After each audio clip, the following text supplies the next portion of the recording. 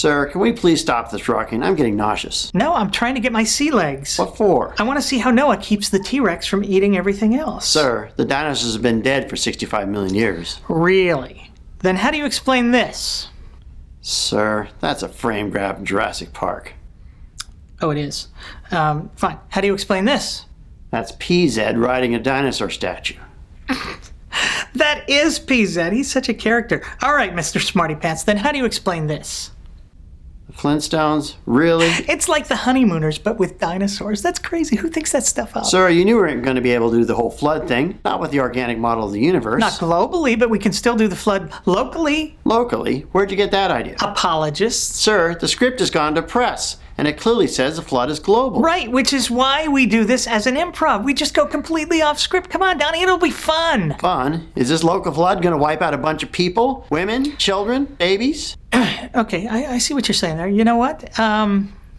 Free swimming lessons for everybody, even the babies. I saw this YouTube video. They're teaching babies to swim now. I mean, it's crazy. It's the creepiest thing I've ever seen. And if we're not killing everyone, then we don't need to kill anyone, right? So why is Noah building the ark? We got to build an ark anyway, right? So the Spielberg kid can do his old Indiana Jones thing. But maybe, I don't know, Noah is like the Dr. Do-a-bit of his time. Do little?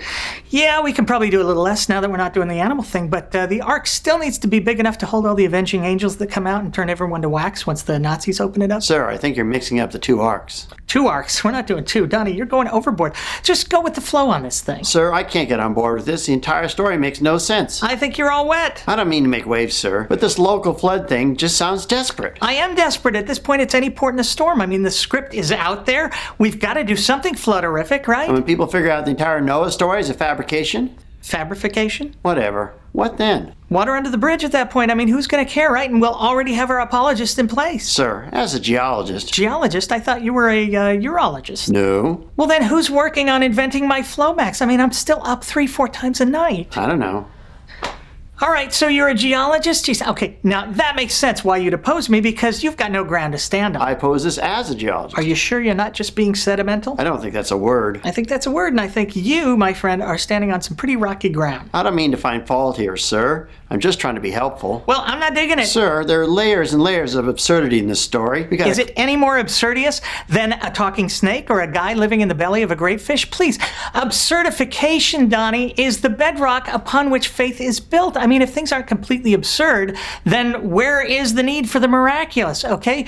And why have people have faith in things that aren't completely absurd? You don't need it. Okay, I guess you have a point. Damn straight I do. And trustify me, Donnie, the tide is not going to turn on us because of this stupid flood thing. I hope you're right. And even if it does, these things have a way of ebbing and flowing. I mean, you know what I always say. What's that? Tide goes in, tide goes out, but never a miscommunication.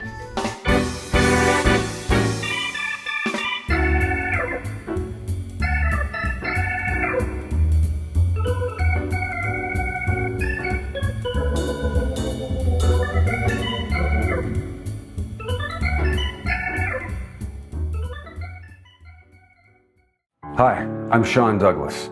I play Jesse Jesus on the Mr. Deity show. But today I want to talk to you about a serious condition affecting comedy professionals: sick comedian syndrome. Since the late 60s, a growing body of scientific research has demonstrated both the medical and emotional benefits of laughter. Laughter reduces pain and stress, protects against heart disease, promotes healing, emotional connection, and can even increase job performance by improving oxygen flow to the heart, brain, and genitals. Unfortunately, many comedy professionals cannot laugh. You know, we'll be sitting there watching some really funny movie or YouTube video laughing like crazy, and he'll just sit there and say, that's really funny.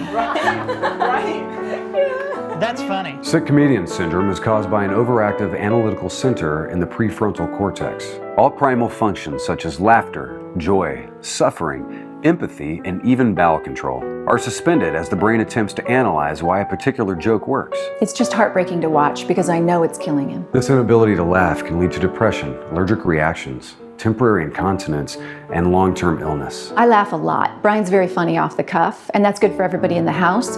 But when he gets sick, his sense of humor is the first thing to go. So I figured out what's wrong with the dryer. Yeah? Yeah. I looked inside and the clothes, they're just going round and round. That's what's supposed to happen. Maybe so, but that's just a vicious cycle. And when he gets really sick, it's almost unbearable. Nothing but puns and dick jokes. I have made dinner the last 3 nights. I don't know why you can't make dinner tonight. Because I am not a cook. Fortunately, this debilitating disease is not entirely untreatable. Recent double-blind studies of a promising new treatment have shown that comedians can in fact giggle, guffaw, snicker, and even LOL. What is this amazing new treatment? Cash money. In all its various forms: cash, check, money order, financial subscriptions, donations. Even the purchase of merchandise can bring health and vitality back into the life of a suffering comedian. So the next time you find yourself laughing at some brilliantly funny web show that provides endless laughs and enlightening content, remember those who can't laugh and return to them what they've given you, the gift of laughter. In the form of cash money, of course.